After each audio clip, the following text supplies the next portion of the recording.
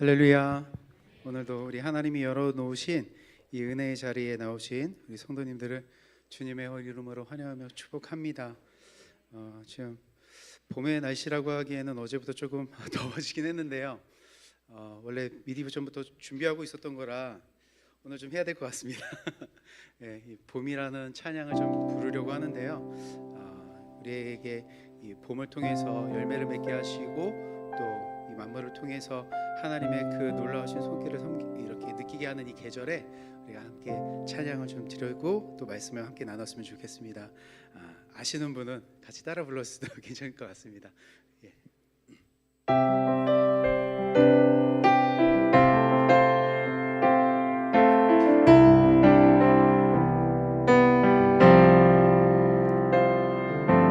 산골짜기 여기저기 봄의 향기가 겨우내 숨어있던 산새들의 노래 들리고 산등성이 하얀 눈은 이제 보이지 않고 이것이 우리 주님 약속하신 봄의 모습 아닌가. 내가 염려했던 지난 날들과 계속될 것만 같았던 추운 겨울을 주님의 약속대로 흔적도 없고 내 하나님 행하신 일 만물이 찬양하누나. 2절입니다. 싱그러운 봄 같은 그분의 향기 따뜻한 사랑으로 내 삶을 아름답게 하네. 그분으로 가득한 하루 또 하루 이것이 우리 주님 약속하신 봄의 모습 아닌가. 내가 염려했던 지난 날들과 영원히 계속될 것만 같았던 추운 겨울을 주님의 약속대로 흔적도 없고 내 하나님 행하신 일 만물이 찬양하누나. 내가 염려했던 지난 날들과 영원히 계속될 것만 같았던 추운 겨울을 주님의 약속대로 흔적도 없고 내 하나님 행하신 일 만물이 찬양하누나. 우리에게 이 봄의 날을 약속하신 하나님께 영광의 박수를 드립니다. 할렐루야. 이 구원의 은혜가 이 봄의 계절에 누려지시기를 바랍니다. 랭컬 내년에도 같이 불러봅시다. 1년을 기다려 주십시오. 우리 하나님 말씀 받도록 하겠습니다. 시편 23편 2절입니다. 시편 23편 2절입니다. 우리 같이 함께 받겠습니다. 그가 나를 푸른 풀밭에 누이시며 쉴만한 물가로 인도하시는도다. 아멘. 내가 하나님의 그 생명으로 찾아진 양이다. 이것이 확인되어진 자. 그래서 나의 구원을 이루시는 하나님의 능력에는 부족함이 없습니다 라는 그 고백이 1절의 고백이었죠. 야훼가 나의 목자이십니다. 내가 부족함이 없습니다 라는 고백이었어요. 그리고 그렇게 고백을 하는 자에게 하나님 무엇을 주시느냐? 샬롬, 평강을 주신다라는 것을 지난 시간에 좀 나눴는데요. 그 뒤에 말씀을 조금 이어서 좀 나누려고 합니다. 우리의 샬롬이요, 이 샬롬은요, 하나님 이 선한 목자 되시는 그 예수 그리스도 그분의 그 깊은 사귐 안에서만, 그분이 열어놓으신 이 구원의 은혜 안에서 연합되어져 있을 때 샬롬이 주어지는 거예요. 진정한 샬롬, 진정한 평화가 주어지는 것입니다. 우리는 내가 하고 싶은 것을 다 하는 양이다라고 했어요. 그게 죄라고 했죠. 내가 하고 싶은 대로 내가 주인이 되어 살아가는 그 죄인. 그런데 그 죄를 하나님께서 예수님에게 담당시키셨고 그 십자가에서 우리 모든 것을 대속하심으로 인해서 우리를 찾아오시고 생명의 길을 열어놓으셨고 그 길을 가게 하십니다. 그러기에 우리는요, 나 자신의, 지금의 나 자신의 모습을 보면서 이 정도면 좀 괜찮아, 나 좀 잘 가고 있어, 이렇고 사는 것이 아니라 저는 하나님 아니면 아무것도 아닙니다. 저는 하나님 없으면 죽습니다. 하나님 저를 살려주십시오, 이 자리로 가셔야 되는 거예요. 그런 자들이 구원의 은혜를 알 수 있는 자들입니다. 내가 잘 가고 있다라고 확인하고 있는 자, 나 잘 가고 있어요, 나 잘 살고 있어요, 이런 사람들은요, 하나님의 은혜를 잘 구하지 못해요. 왜? 내가 지금 잘 가고 있거든요. 내가 지금 바르게 가고 있으니까 하나님의 은혜를 구하지 않습니다. 그렇다면 하나님은 우리에게 그 하나님의 은혜를, 이 구원의 은혜를 구하게 하시려면 우리를 어느 상황에 직면하게 하실까요? 한없이 작아지는 나의 모습, 그냥 나의 원래의 모습을 직면하게 하세요. 내가 죄인이다라는 그 모습, 행동뿐 아니라 내 생각과 이 속까지 그냥 뼛속까지 그냥 죄인이다라는 것을 다 드러나게 하십니다. 그런데 그런 자가 하나님의 은혜를 구할 때 하나님이 무엇을 주시냐면 샬롬을 주신다라는 거죠. 평강을 주신다라는 거예요. 그러면 그렇게 우리에게 주시는 그 평강, 샬롬이 무엇이냐? 바로 푸른 풀밭과 쉴만한 물가다라는 거예요. 하나님이 주시는 이 샬롬이요, 추상적이지 않아요. 하나님이 주시는 이 샬롬은 추상적인 게 아닙니다. 이 샬롬이라는 것은 본질적으로 우리 눈에 보이지는 않습니다. 샬롬이 우리 눈에 보이는 것은 아니에요. 그렇지만 우리가 인식할 수 있는 그 풀밭, 우리가 인식할 수 있는 그 물가가 제공이 되어진다라는 거예요.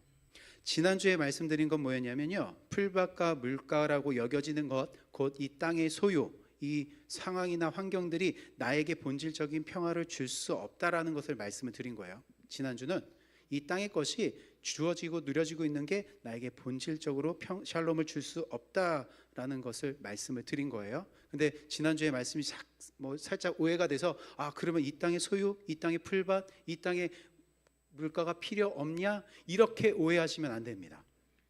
이렇게 오해하시면 뭐가 되냐면 이 불교에서 이야기하는 그 무소유로 빠질 수가 있어요. 뭐하러 풀밭이 필요해?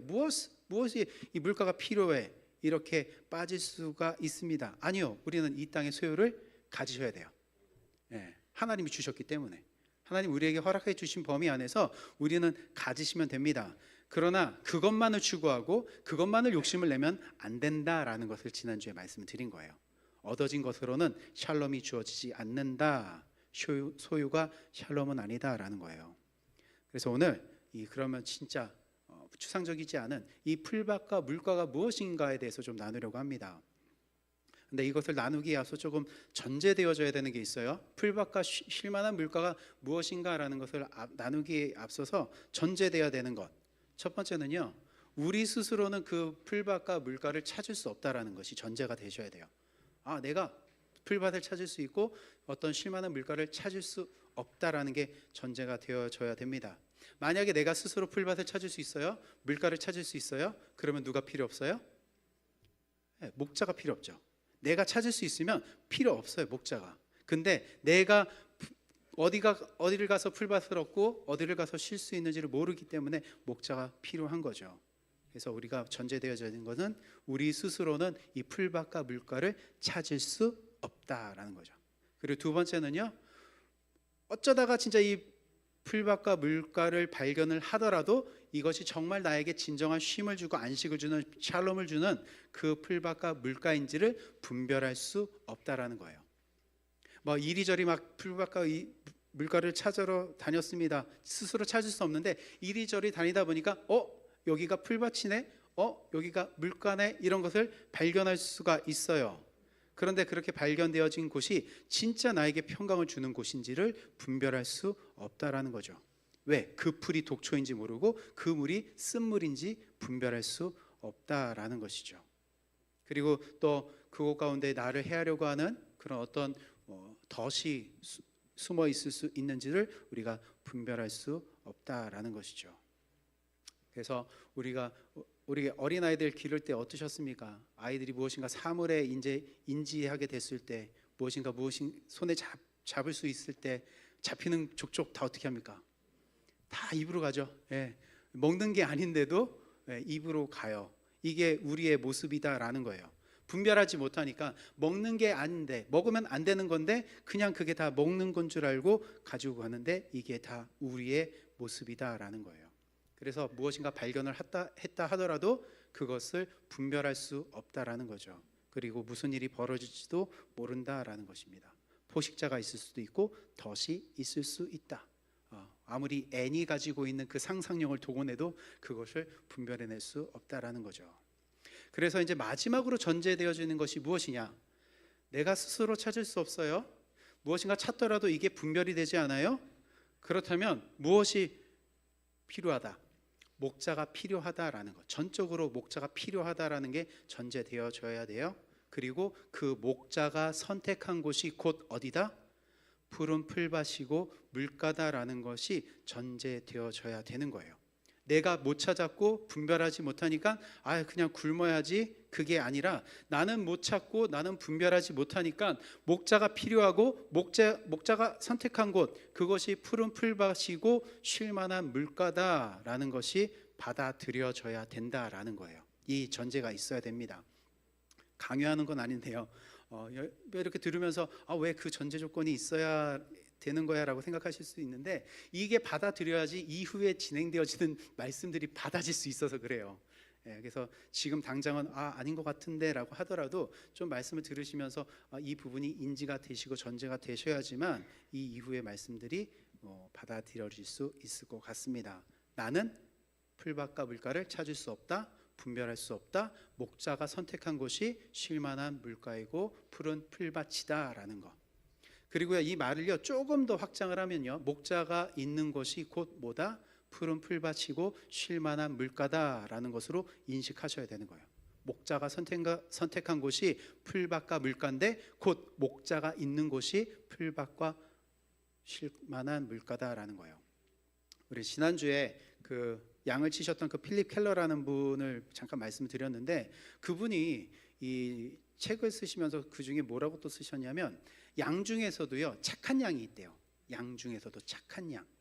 어떤 양이 착한 양일 것 같습니까? 착한 양.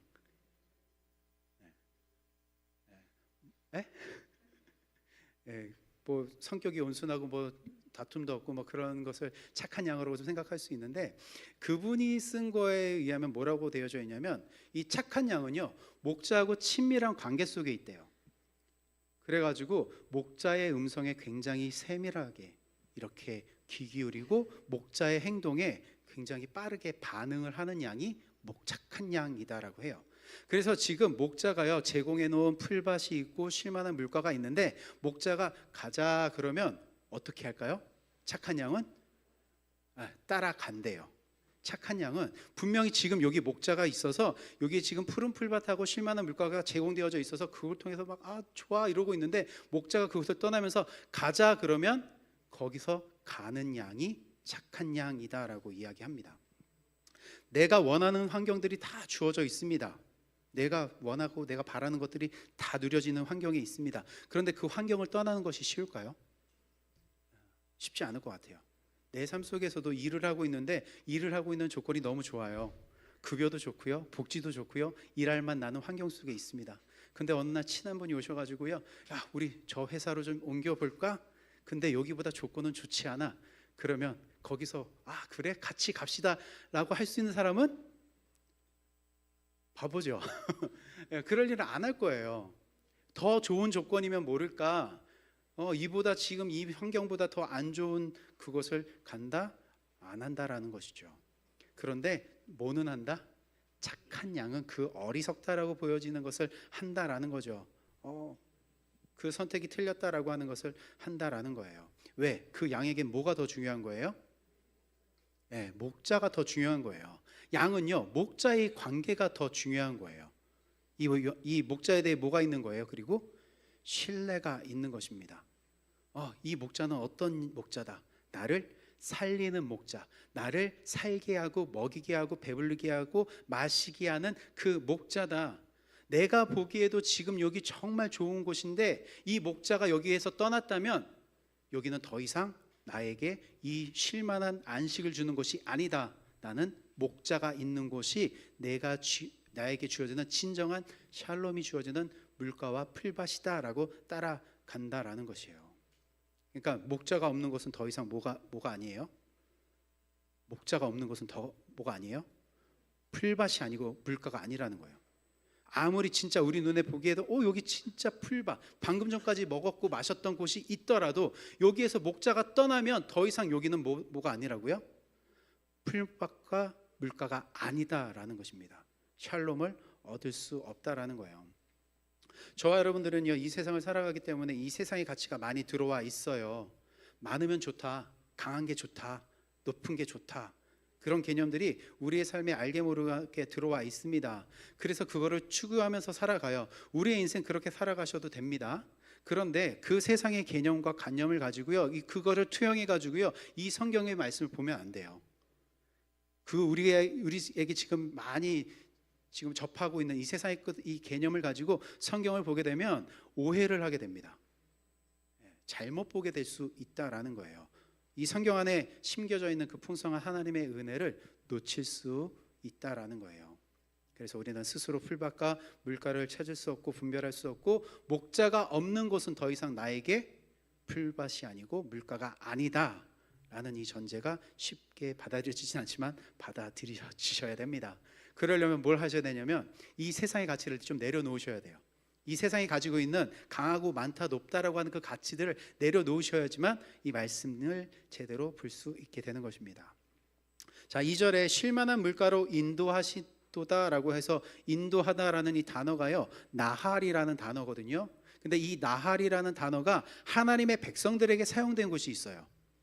지금 시편 23편 2절에 인도하다라는 이 단어가 양들을 이야기하는데, 이게 지금 하나님의 백성들에게 인도하다라고 사용되어지는 장면이 있습니다. 그게 출애굽기 15장입니다. 우리 한번 가볼까요? 출애굽기 15장 12절과 13절입니다.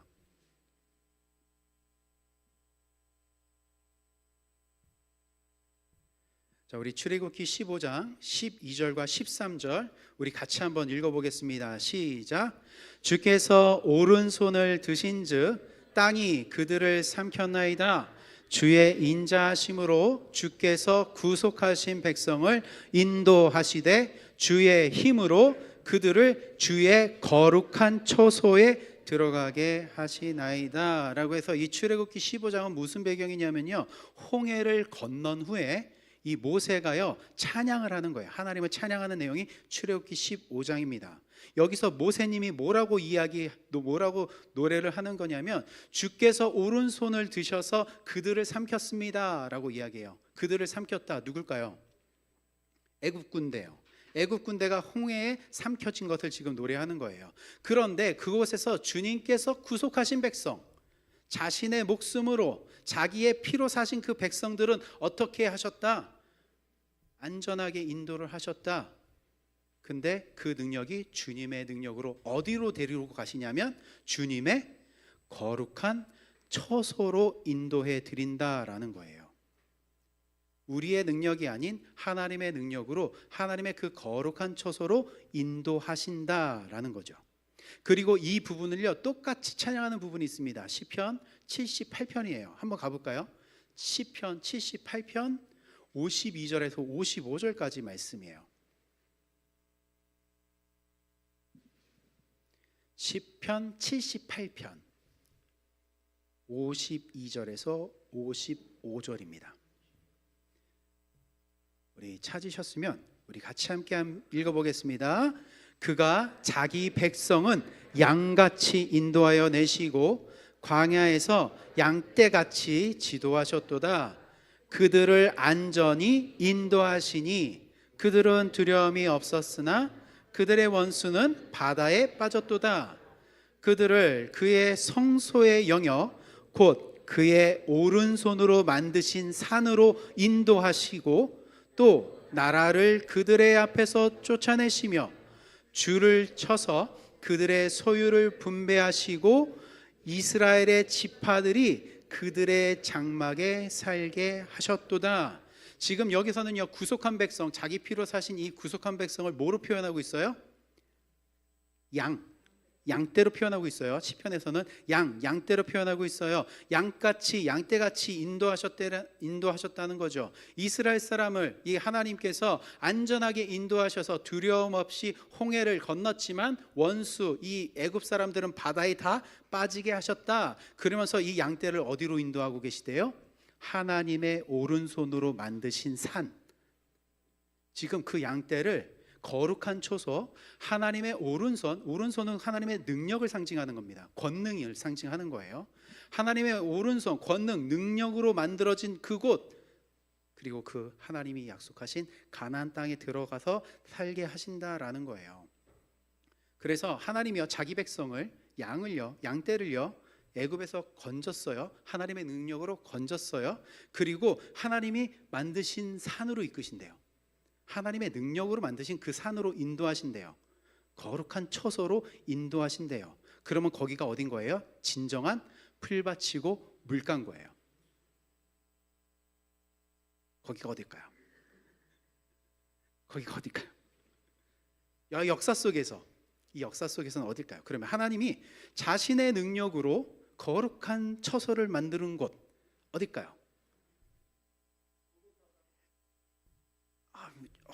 조금 많이 가셨다. 이따가 나오긴 해요. 예루살렘입니다. 예루살렘. 평화가 주어지는 곳 예루살렘이에요.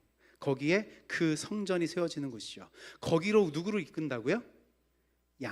양떼를 이끌어 가시는 거예요. 그렇다고 해서 지금 여러분들 지금 그 지구상에 있는 그 예루살렘 가시면 될까요? 안 될까요? 안 됩니다. 지금 가시면 하나님이 우리를 이곳으로 인도하신대. 예루살렘이래. 그곳에 들어가시면 어떻게 될까요? 이스라엘 사람들 되는 거예요. 지금 딱 거기 들어가가지고 야 너희들 나가 그러면 이스라엘 사람 되는 것이. 우리는 영적인 이 예루살렘, 그 하나님이 계신 그 천국 이야기하는 거예요.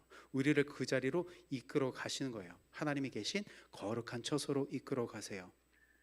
그리고요, 이 예루살렘을 의미하는 다른 이름이 있어요. 예루살렘을 이야기하는 다른 이름이 있습니다. 우리들에게는 굉장히 익숙한 단어입니다. 우리들 안에서 굉장히 많이 사용하고 있습니다. 그 이름이 뭘까요? 뭐라고 사용할까요? 우리 뭐라고 해요? 뭘까요? 모리아입니다. 역대상 한번 가볼까요? 역대하 가볼까요? 3장 1절이에요. 역대하 3장 1절입니다.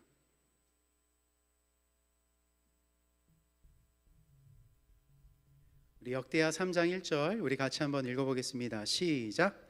솔로몬이 예루살렘 모리아 산에 야훼 전 건축하기를 시작하니 그곳은 전에 야훼께서 그의 아버지 다윗에게 나타나신 곳이요 여부스 사람 오르난의 타작마당에 다윗이 정한 곳이라.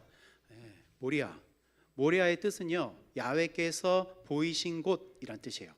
야훼께서 지정하신 곳, 이게 모리아입니다. 근데 그곳에 무엇을 지었다고요? 모리아, 그 예루살렘 모리아에 무엇 지었다고요? 성전이요. 거기에 성전 짓는 거예요. 모리아산 예루살렘에 성전을 지어요. 지금 이 현실적으로 그 예루살렘은 어떤 곳이냐면 굉장히 분쟁이 심한 곳입니다. 성전은 무너졌어요. 성전의 터만 남아 있습니다. 그런데 거기 성전 터에 유독 눈에 띄는 건물이 하나 있죠. 혹시 보셨습니까? 그 성전 터에 뭔가 하나 뻘럭 튀어나온 거 있죠. 한 번도 안 보셨나요? 황금돔 아십니까? 황금돔. 그 성전 아니거든요. 그 예루살렘 그 터 위에 황금돔이라는 사원이 하나 있습니다. 반짝반짝 금으로 둘러친 사원이 있어요. 그거 무슬림 사람들이 지어놓은 겁니다. 그 황금돔 안에 뭐가 있을까요? 어마어마한 게 있거든요. 금으로 둘러가지고 보호하고 있습니다. 어마어마한 거. 뭐가 있을 것 같습니까? 놀라지 마십시오. 그 안에는요 바위가 하나 있어요. 네. 바위가 하나 있어요. 다른 거 없어요. 바위가 하나 있습니다. 아니, 바위가 하나 있는데 그게 그 위에 성전을 지었어요. 그리고서 지금 이슬람 사람들이 황금돔을 지어서 차지하고 있습니다. 바위가 뭐라고? 그죠? 그 바위가 뭐라고? 우리 창세기 22장 한번 가볼까요? 22장 2절이요.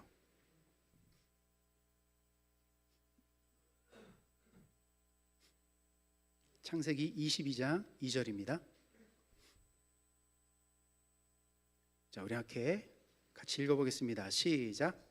야훼께서 이르시되 내 아들 내 사랑하는 독자 이삭을 데리고 모리아 땅으로 가서 내가 내게 일러준 한 산 거기서 그를 번제로 드리라. 유대인들에게 그 모리아에 있는 그 바위는 어떤 바위예요? 이삭을 제물로 바치려고 했던 장소예요. 그래서 그 위에 뭐가 세워져요? 성전이요. 그 위에 성전 세우는 거예요. 그래서 유대인들이 봤을 땐 그 자리는 뭐예요? 성진 거예요. 유대인들이 봤을 땐 그 자리 성지입니다. 아니, 그러면 유대인들은 그렇다 치고 이 무슬림 사람들은 왜 거기를 차지하고 있는 걸까요? 무슬림 사람들은 왜 그곳에 그 황금돔을 지어서 차지하고 있을까요? 이삭에게는 형이 있어요. 예, 배달은 형이 있어요. 누굴까요? 예, 아브라함의 아내였던 사라의 그 여종이었던 하갈, 그 하갈을 통해서 낳았던 아들이 이스마엘이죠. 이 이스마엘을 누구의 조상으로 보냐면요, 이 이슬람 종교의 창시자인 무함마드의 조상으로 보고 있어요. 그러니까 이 이슬람 사람들이 보기에는요, 아브라함이 택한 제물은 이삭이 아니다. 누구다? 이스마엘이다라고 여겨져요. 그리고 그곳에 이 종교의 창시자인 이 무함마드가 승천을 했다라는 그런 어떤 전승을 가지고 있습니다. 그러니까 이슬람 사람들에게도 그 모리아 산에 있는 그 성전터에 있는 그 바위가 이들에겐 뭐예요? 성진 거예요. 그들에게도 거기가 성진 거예요. 그래서요, 예루살렘에 있었던 그 성전이요, 로마에 의해서 완전히 무너졌습니다. 그래서 유대인들은 다 나라 없이 흩어졌어요. 그러니까 이슬람 사람들이 이때다 싶어가지고 그곳에 황금돔을 세우고 지금은 차지하고 있는 거예요, 거기에. 그런데 거기에 이제 문제가 생긴 게 뭐냐면, 유대인들이 여기 우리나라다라고 해서 들어왔어요. 그곳에 들어왔습니다. 그러니까 거기가 완전 뭐가 되는 거예요? 분쟁의 소용돌이가 되는 거죠. 야, 너희 나가, 여기 우리가 살았던 곳이야. 나가. 아니, 뭔 소리야, 우리 예전부터 여기서 살았는데 그걸로 따지면 우리가 그 예전부터 살았어, 이러면서 막 지금 막 다툼이 일어나고 있는 거예요. 그런데 힘은 누가 더 세요? 이스라엘이 더 세거든요. 거기다가 또 몇 년 전에 우리 트럼프님께서 불을 확 지폈죠. 이스라엘 수도는 어디다? 지금은 어디다? 텔 아비브인가, 거기가 수도인데요. 예, 이 트럼프가 그때 뭐라고 했냐면 이스라엘의 수도는 예루살렘이다라고 선포를 해버렸어요. 여러분, 우리나라가요, 일본의 지배를 받고 있는데 이 중국이요, 갑자기 일본의 나라의 수도는 서울입니다 그러면서 일본 사람들이 막 몰고 들어와요. 그러면서 우리를 막 쫓아내고 있어요. 그럼 여러분들 마음은 여기 우리 수도 아니야, 가야지, 이럴 겁니까? 예, 치열하게 싸워야 되는 것이에요. 지금 그 지역이 그런 겁니다. 이야기가 좀 많이 흘렀네. 예, 다시 말씀으로 좀 돌아오죠. 아무튼 그런 곳이다라는 것이 예루살렘 모리아다라는 거예요. 그러니까 하나님이요, 자신의 피로 구속한 자들을 하나님이 세우신 그 능력으로 세우신 그 거룩한 초소, 그 성전 예루살렘이 있는 곳, 예루살렘 그 모리아로 인도하신다라는 거예요. 거기가 하나님이 보여주신 곳이고 그곳이 하나님이 지정하신 곳이다라는 거예요. 하나님이 보여주신 곳은 모리아, 예루살렘이야, 성전이야. 내가 여길 지정했어. 이곳으로 하나님이 인도하신다라는 거예요. 그래서 여기가 뭐라고요? 이곳이 곧 푸른 풀밭하고 쉴만한 물가다라는 것입니다. 그러기에 그 하나님이 지정하신 곳, 하나님이 보여주시는 그곳으로 가는 이 모든 여정도 뭐가 되냐면 푸른 풀밭하고 물가가 되는 거예요. 하나님이 이곳이 내가 진정하게 너에게 주는 샬롬이야, 여기가 너의 풀밭이고 물가야 라고 이야기하셨는데, 그곳으로 가는 그 여정도 풀밭이고 물가다라는 거예요. 우리는 도저히 받아들일 수 없겠지만 그것이 풀밭이고 물가다라는 것입니다. 그렇다면 이 애굽에서 나온 사람들, 하나님의 능력으로 구원해낸 이 이스라엘 사람들, 그들이 마주한 풀밭과 물가는 어딜까요? 광야입니다. 그들이 애굽에서 나와서 그들이 마주한 환경은요, 광야예요. 먹을 것이 주어지지 않고 마실 물이 얻어지지 않는 그 광야입니다. 그런데 그 광야가 곧 뭐다라는 거예요? 풀밭이고 물가다라는 거예요. 왜? 그곳에 누가 함께 하시니까? 목자이신 하나님이 함께하고 계시니까. 그곳으로 인도하시고 진정한 곳이, 진정한 샬롬이 주어지는 곳으로 인도하시는데, 지금 목자이신 그 하나님이 함께하고 계시니까 그것이 풀밭과 물가가 된다라는 거예요. 그렇다고 하나님이 함께 하신다고 해서 실질적인 거 제공 안 하시는 게 아니죠. 그 광야에서 실질적으로 먹을 것과 마실 것을 제공을 한단 말이죠. 그게 뭐예요?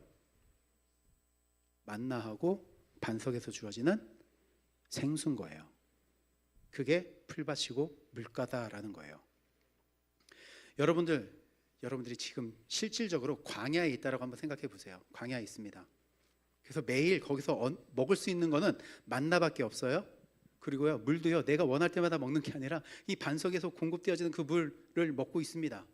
그리고서 그 하나님의 함께 하심이 나타나는 그 구름 기둥과 불 기둥도 보여요. 막 성막도 이제 막 지었으니까 다 보입니다. 그러면 여러분들 그 광야의 상황 속에서 솔직하게 그러면 여기가 내 푸른 풀밭입니다, 쉴만한 물가입니다 라고 할 수 있을 것 같습니까?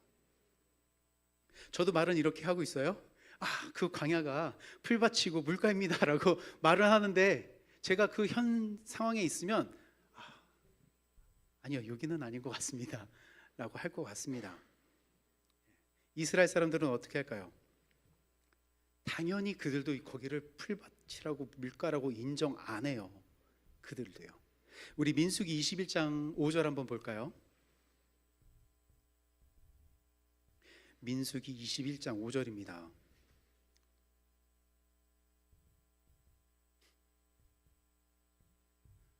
이스라엘 사람들이 보인 반응인데요, 우리들이 보인 반응과 똑같습니다. 우리 같이 한번 읽어보겠습니다. 시작. 백성이 하나님과 모세를 향하여 원망하되 어찌하여 우리를 애굽에서 인도하여 내어 이 광야에서 죽게 하는가? 이곳에는 먹을 것도 없고 물도 없도다. 우리 마음은 이 하찮은 음식을 싫어하노라. 하나님이 함께 하셨어요. 광야 가운데 하나님이 함께 하셨어요. 그리고 하나님이 제공해 준 음식이 있었어요. 만나가 있었습니다. 물이 있었습니다. 그런데 이스라엘 사람들 그걸 어떻게 여깁니까? 하찮은 음식으로 여겨요. 가치 없는 음식으로 여겨요. 왜요? 내 마음에 안 들거든요. 만나하고 물이 마음에 안 들어요. 뭘 먹어야 되는데? 고기, 부추, 마늘 이걸 먹어야 되는데 맨날 먹는 건 만나하고 물밖에 없으니까 하나님이 주시는 이 양식이 나에게 만족함이 없는 거예요. 그러니까 하나님이 주신 음식을 뭐로 여겨요? 하찮게 여겼다라는 거예요. 근데 이것도 우리도 마찬가지다라는 거예요. 하나님이 주신 이 음식을요, 우리가 광야에 있었으면 하찮게 여겼을 것입니다. 그런데 말은 또 이렇게 하면 안 되잖아요. 그거 하찮은 음식입니다라고 하면 안 되잖아요. 그렇지만 진짜 하나님이 주신 그 만나, 하나님이 주신 그 생수가 진짜 풀밭이고 쉴만한 물가입니다. 우리는 그렇게 안 받아들여지고 그런 상황처럼 안 보인다 하더라도 하나님이 함께 하시면서 공급해 주신 그 음식, 그것이 풀가이고 물가인 거예요. 풀밭이고. 그래서 진정한 샬롬을 주는 그 풀밭, 그 물가의 양식은 누가 되시냐면 만나가 되시고 생수가 되시는 예수 그리스도신 거예요. 우리 고린도전서 10장 3절과 4절 한번 가보겠습니다. 고린도전서 10장 3절과 4절입니다.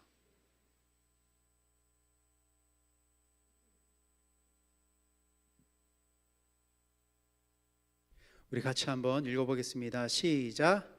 다 같은 신령한 음식을 먹으며 다 같은 신령한 음료를 마셨으니 이는 그들을 따르는 신령한 반석으로부터 마셨음에 그 반석은 곧 그리스도시라. 아멘. 광야에서 주어졌던 이 만나, 이 물이여 푸른 풀밭이고 쉴만한 물가인데요, 그게 바로 우리가 먹는 그리스도다라는 거예요. 우리가 다 지금 신령한 양식을 먹고 있고요, 신령한 음료를 마시고 있는 것입니다. 그래서 그 그리스도와 연합되어져 있는 자에게 최종적으로 주어지는 게 샬롬이다라는 거예요. 성전 대신은. 그래서 그 양식 대신은 예수님이 아버지의 뜻에 어떻게 하실까요? 이삭이 아버지의 뜻에 어떻게 했습니까? 절대적으로 순종했죠. 예. 그래서 이 예수님이 아버지의 뜻에 절대적으로 순종하는 곳, 아까 이야기했던 곳, 거기가 어디예요? 거기가 예루살렘, 모리아, 골고다 언덕인 거예요. 거기가 누가 보여주신 곳? 하나님이 보여주신 곳. 거기가 하나님이 지정하신 곳이에요. 그게 십자가입니다. 그래서 그 십자가에서 찢기시고 찔림으로 인해서 세우신 곳, 그곳이 곧 뭐예요? 샬롬이 주어지는 성전인 거예요. 우리 요한복음 2장 19절과 21절 가겠습니다.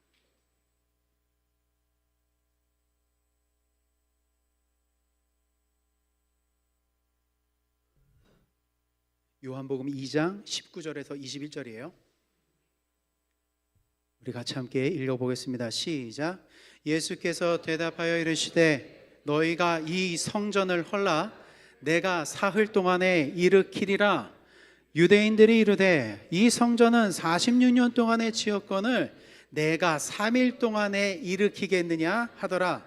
그러나 예수는 성전된 자기 육체를 가리켜 말씀하신 것이라. 아멘. 성전은요, 지금 그 예루살렘에 있는 그 돌로 쌓아져 있는 그 성전 이야기하는 거 아니에요. 뭐예요? 예수 그리스도를 이야기하는 거예요. 자기 몸으로 세운 곳을 이야기합니다.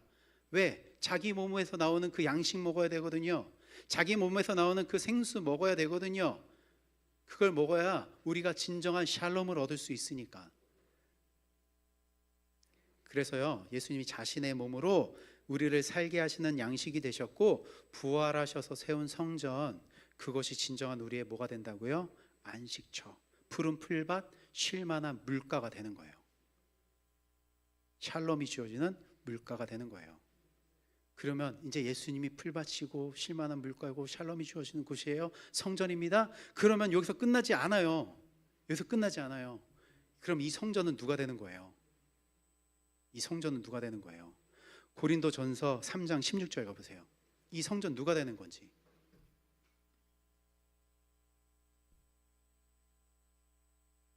고린도전서 3장 16절입니다. 우리 같이 한번 읽어보겠습니다. 시작. 너희는 너희가 하나님의 성전인 것과 하나님의 성령이 너희 안에 것을 알지 못하느냐? 알지 못하느냐? 이제 이 성전 누구라는 거예요? 나라는 거예요. 이 성전 나예요. 이제 성령이 우리 안에 계셔서 우리가 그리스도의 이 양식을 먹은 자, 그 물을 먹음으로 인해서 하나로 연합된 자는 이제 우리도 뭐가 된 거예요? 성전이라는 거예요. 알지 못하느냐? 뭐라는 거예요? 알으라는 거예요. 알지 못하느냐? 알아라. 너희가 성전이다. 너희가 성전이다라는 거예요. 그래서 진정한 안식을 주시는 이 성전은요, 아들의 절대적인 순종으로 세워진 성전이에요. 그 성전된 예수 그리스도를 머리로 하고 있는 자, 그리스도가 제공하고 있는 그 양식을 먹고 있는 자가 성전이 되는 거예요. 우리 에베소서 2장 2절, 20절에서 22절 한번 찾아봅시다. 에베소서 2장 20절 22절입니다. 에베소서 2장 20절 22절이에요. 자, 우리 같이 한번 읽어보겠습니다. 시작. 너희는 사도들과 선지자들의 터 위에 세우심을 입은 자라. 그리스도 예수께서 친히 모퉁이 돌이 되셨느니라. 그의 안에서 건물마다 서로 연결하여 주 안에서 성전이 되어가고 너희도 성령 안에서 하나님이 거하실 처소가 되기 위하여 그리스도 예수 안에서 함께 지어져 가느니라. 아멘. 그러면요, 지금 이 시대요, 지금 2026년도를 살아가고 있는 이 시대에요, 진정한 이 땅 가운데, 지금 이 땅 가운데 하나님께서 안식처로 삼으신 곳이 있다라는 거예요. 어딜까요? 자신의 죽음으로 찾아낸 그 양들이 모여 있는 곳이에요. 자신의 죽음으로 찾아낸 그 백성들이 모여 있는 곳이에요. 어디라고 할까요? 요즘은 우리말로는 교회예요. 이곳이 곧 우리에게 진정한 안식을 주는 풀밭이고 물가다라는 거예요. 우리 이 모리아 공동체는요, 주님의 손으로, 주님의 오른손으로 세운 공동체입니다. 우리 10시 50분에 모여봅시다 해서 모이신 거 아니에요. 여러분들 이 자리에 계시는 거는요, 하나님의 능력으로 이 자리에 계신 거예요. 오늘 한번 가볼까 해서 오신 게 아니라 하나님의 능력으로 이끌림 받아서 이 자리에 계신 겁니다. 하나님의 오른손으로, 권능의 손으로 친히 세우신 거룩한 초소입니다. 아들의 죽음을 통해 불러 모은 공동체예요. 예수님의 죽음을 아는 자들이 모인 곳이 곧 교회고, 그것이 곧 거룩한 곳, 그리고 그것이 곧 샬롬이 주어지는 곳입니다. 이곳에 이제 누가 계시니까? 목자. 이곳에 목자 되시는 하나님 계시니까, 하나님 이 자리에 안 계시면 이 자리에 이렇게 모여 있는 거 다 뭐예요? 아무 소용없는 거예요. 이 자리에 아무리 많은 사람 모여 있어도 이곳 가운데 하나님 안 계시면 아무 소용없는 거예요. 근데 이곳이 진정한 우리의 쉴만한 물가가 되고 푸른 풀밭이 되는 것은 하나님이 지금 우리에게 무엇을 공급하고 계시니까? 생명의 양식을 공급하고 계시니까, 그 양식을 먹고 마시고 계시니까. 잘 먹고 계십니까? 맛있나요? 예. 이 세상은요, 우리에게 진정한 평화를 주지 못해요. 샬롬을 줄 수 없습니다. 쇼핑을 해가지고 채워지면 하겠죠. 쇼핑을 해봐요. 안 채워지잖아요. 계속 쇼핑을 하고요. 취미활동 해봐요. 그걸로도 안 돼요. 우리 여가 시간을 보내겠다고 캠핑을 해도 안 됩니다. 샬롬이 안 주어져요. 그렇다고 쇼핑도 하지 말고, 취미도 하지 말고, 캠핑도 하지 말고, 그런 얘기 아닌 거 아시죠? 하십시오. 하세요. 그러나 그것을 통해서 나의 샬롬을 찾으려고 해서는 안 된다라는 거예요. 이 세상의 것으로는 샬롬을 아무리 찾아도 안 된다라는 거예요. 오직 하나님이 함께 계시는 곳, 하나님이 있는 곳에서만 그 샬롬이 누려진다라는 거예요. 그래서요, 그리스도가 모퉁이 돌이 돼가지고요, 자기 피로 사온 사람들을 다 모한대요. 불러 모은대요. 그래서 그들을 어떻게 한대요? 서로 연합한대요. 모퉁이 돌을 예수가 딱 돼가지고 하나하나 찾아오는 거예요. 그래서 이거를 다 하나하나 연결해가지고 무엇을 짓는다고요? 하나님이 거하시는 거룩한 처소 만드시는 거예요. 그게 교회다라는 거예요. 이곳이 그곳이 되어져야 된다라는 거예요. 이거는 하나님이 만들어 가실 겁니다. 그런데 우리가 해야 될 일이 있어요. 이곳 가운데 우리가 서로 뭘 해야 되냐면, 이 하나님의 말씀, 우리가 서로 함께 모여서 이 하나님이 우리에게 이 베풀어준 이 말씀을 서로가 뭘 하셔야 되냐면 나누셔야 돼요. 이게 진정한 교제인 거예요. 밥 먹고 이렇게 차 마시는 그 교제가 진정한 교제가 아니라, 하지 말라는 얘기 아니에요. 하세요. 근데 그것만이 아니라 진짜 교제는 뭐냐면 말씀을 나누는 그 교제인 거예요. 우리 안에서 그게 이루어져야 되는 거예요. 서로가 서로의 문제들을 주고받아요. 서로의 상황들을 주고받아요. 나눠요. 이런 경제적이든 상황들을 다 나눠요. 그리고 그걸 가지고 어디로 가야 되냐면, 그러면 우리 이걸 위해서 함께 기도합시다 라고 가는 거예요. 그냥 거기서 끝나지 마시고, 야 오늘 주식이 여기 올랐대 내렸대, 집이 어때 저때, 여기서 끝나는 게 아니라, 그럼 이 상황에서 우리에게 진정한 안식을 주시고 샬롬을 주시는 그 하나님을 찾아봅시다까지 가셔야 된다라는 거예요. 네. 근데 이 교회가 참 이미지가 좋진 않습니다. 그렇죠? 이 시대가 또 그래요. 그리고 이 시대의 분위기가 어떻습니까? 공동체적인 삶을 사는 것보다는 개인적인 삶을 사는 그 체질이 맞아가고 있는 시대인 것 같아요. 나 혼자 산다. 코로나 이후로 어떤 이 온라인 예배가 드려지는 것이 보편화되고, 또 수많은 목사님들의 설교들이 제공이 되어지다 보니까 내가 선택할 수가 있는 거야. 이분 거 내가 원하는 시간에 내가 뭐 좀 이따가 하지 뭐. 그게 많이 만연되고 있는 시대가 아닌가 싶습니다. 그리고 그렇게 뭔가 끝나고 나서 나 예배 드렸어 라고 하는데 제가 보기엔 좀 아쉬워요. 그거는요 보조적인 거예요. 그냥 그 시대에서 그 상황에 맞게 하나님이 잠깐 좀 보조적으로 열어놓으신 거예요.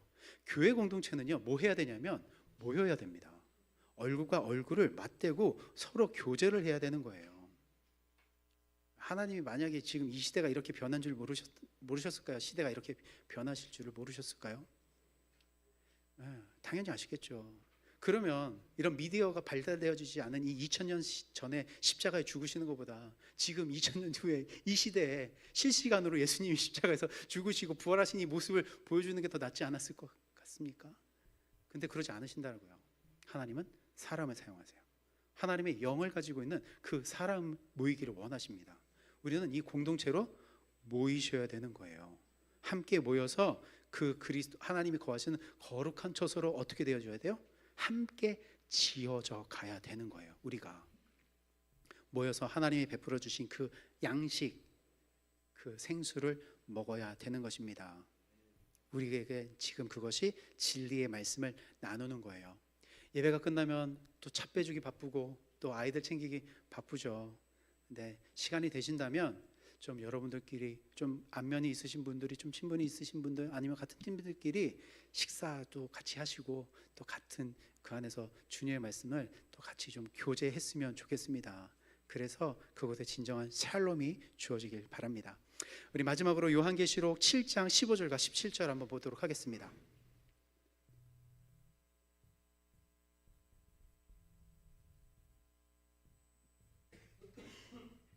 요한계시록 7장 15절과 17절입니다. 우리 같이 함께 읽어보겠습니다. 그러므로 그들이 하나님의 보좌 앞에 있고 또 그의 성전에서 밤낮 하나님을 섬김에 보좌에 앉으신 이가 그들 위에 장막을 치시리니 그들이 다시는 줄이지도 아니하며 목마르지도 아니하며 해나 아무 뜨거운 기운에 상하지도 아니하리니 이는 보좌 가운데 계신 어린 양이 그들의 목자가 되사 생명수 샘으로 인도하시고 하나님께서 그들의 눈에서 모든 눈물을 씻어 주실 것임이라. 아멘.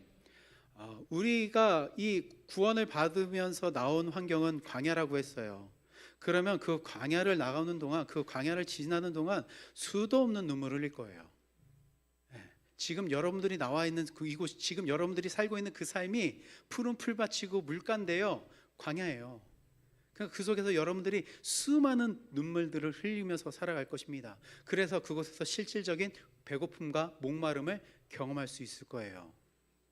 그런데요, 이제 하나님께서 이렇게 약속을 하고 계세요. 다시는 배고프지 않을 거야. 다시는 목마르지 않을 거야. 왜? 이거 내가 다 했으니까. 어디서요? 십자가 위에서. 예수님이 내가 다 했어. 내가 너희들을 위해 내 몸이 다 찢겼어. 너희를 먹이는 양식이 된 거야. 내가 너희를 위해서 다 흘려냈어. 이 피가 이 너의 생수가 되는 거야. 그래서 다시는 줄이지 않고 목마르지 않게 되는 거예요. 무엇이 들어왔을 때? 이 말씀이, 우리를 살리게 하는 이 진리의 말씀이 예수 그리스도로 우리 안에 들어와 있으면 다시는 배고프지 않고 목마르지 않는 삶을 살아가는 거예요. 그리고 우리는 이 인생의 여정을 가면서 많은 눈물을 흘릴 텐데 그 눈물을 누가 닦아주신대요? 이제 목자 대신 예수님께서 그 눈물 닦아주신대요. 이제 그러면 그 눈물이 닦여지면서 무엇을 얻을 것 같습니까? 이제 샬롬을 얻는 거예요. 평안 얻는 거예요. 그 목자에 대한 신뢰를 가지고 우리 같이 가봅시다. 할렐루야. 주님과 함께 그 주님의 말씀을 가지고 우리 그 교회 공동체로, 그래서 우리가 삶에서도 그 평안을 누리며 그 완전한 평안이 누려지는 그날을 사모하며 살아가시기를 주님의 이름으로 축원드립니다. 기도하겠습니다. 주님, 오늘도 우리를 이 귀한 곳에 불러주셨습니다. 주님의 능력으로 부르신 곳입니다. 내가 시간이 되고 내가 능력이 돼서 온 곳이 아니라 하나님의 능력으로 이 자리까지 이끌림 받았습니다. 하나님, 그러기에 내가 아무것도 아니다라는 것이 먼저 발견되게 하시고, 또 그곳 가운데 하나님이 계신 곳이어야지만 내가 살 수 있는 곳이다라는 것을 알게 하여 주십시오. 깨닫게 하십니다. 하나님 말씀으로 알게 하십니다. 이 광야 같은 세상을 사는 동안 하나님 주림과 목마름으로 수많은 눈물을 흘릴 것입니다. 그러나 그곳 가운데 하나님 반드시 우리의 삶을 채워주십니다. 이미 그 사건이 그 십자가 위에서 완성되었고 우리에게 보여졌고, 그 일에 대해 성령님께서 확증하고 계십니다. 그 신령한 음료와 양식 되시는 예수 그리스도를 먹음으로 내가 성전되어 진정한 샬롬을 누리게 해주시고, 그 샬롬이 우리 모리아 공동체 안에 함께 누려질 수 있도록 허락해 주십시오. 우리에게 영원한 생명을 주신 예수님의 이름으로 기도드립니다. 아멘. 우리 찬양하고 잠깐 또 기도하는 시간 갖도록 하겠습니다. 우리가 함께 주님 안에서 성전으로 지어져 가고 있음을 고백하겠습니다.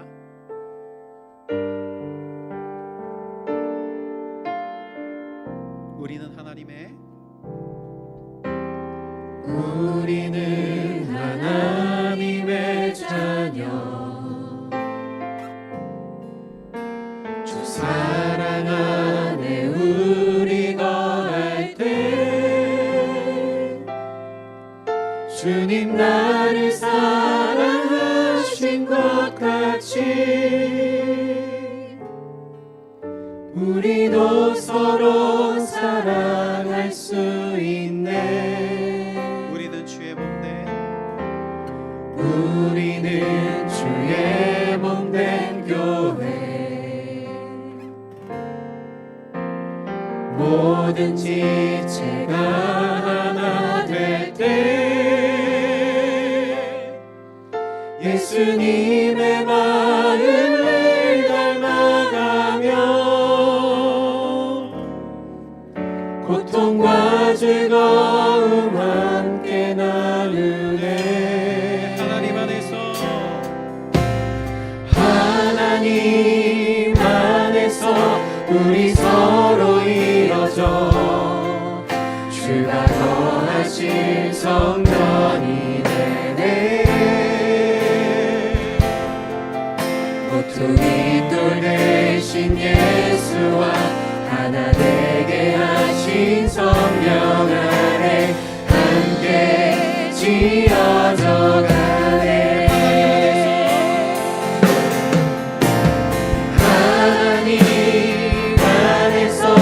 우리 서로 이뤄져 주가 거하실 성전이 되네.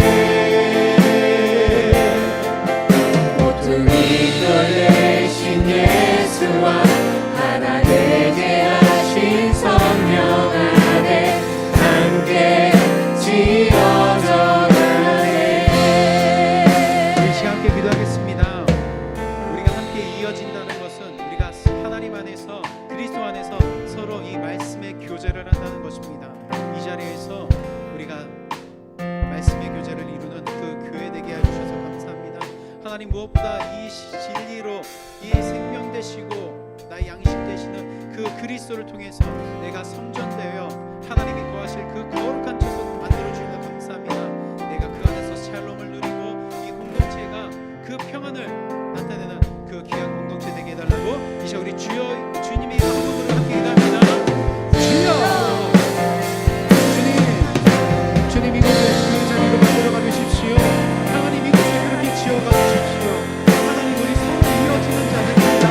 서로 떨어져 있는 자가 아니라 이어져 있는 자들입니다. 하나님, 이 세상은 우리에게 서로 떨어지고 서로 분리되고 하나님 이 세상의 좋은 것들을 제공하고 있습니다. 하나님,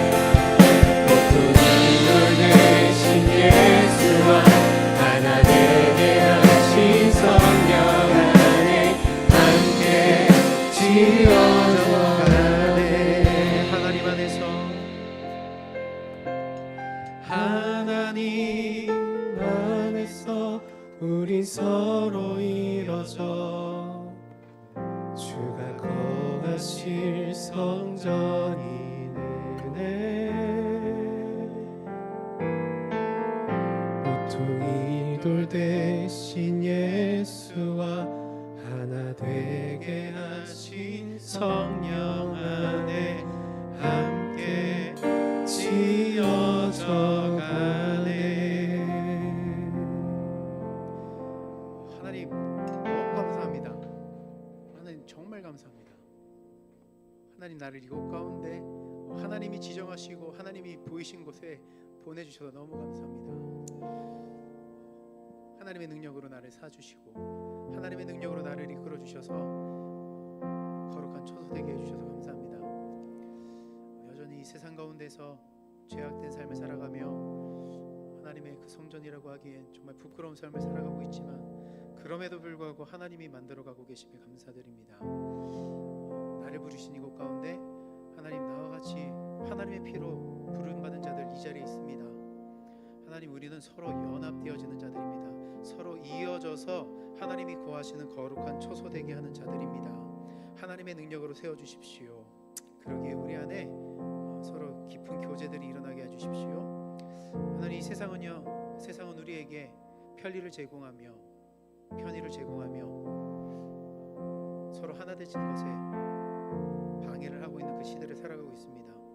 그 시대가 좋다고 우리가 그걸 누리고 있지만 하나님 그거를 따라가서 살아가는 자들이 되지 않게 해주십시오. 하나님이 보이신 곳에 우리 힘써 모이는 자들 되게 해주시고 이곳 가운데 하나님 무엇보다 진리의 말씀이 우리 안에 들려지게 해주시고 그 양식으로 그 생수로 다시는 배고프지 않고 다시는 목마르지 않는 그 일들을 경험케 해주십시오. 하나님이 하실 것입니다. 하나님 우리 한 사람 한 사람 그 자리에 맞게 사용하실 것입니다. 그 사랑 안에 거하고 있음을 하나님 우리가 알게 하시고 정말 그 안에서 진정한 샬롬이 누려질 수 있는 우리 믿음의 공동체 되게 허락해 주시옵소서. 예수님의 절대적인 순종으로 세워진 곳 이 모리아 공동체 될 수 있도록 허락해 주시옵소서. 우리에게 생명을 주시고 그 평강을 주시는 예수님의 이름으로 기도드립니다. 아멘. 우리 믿음으로 준비한 예물 하나님께 드리도록 하겠습니다.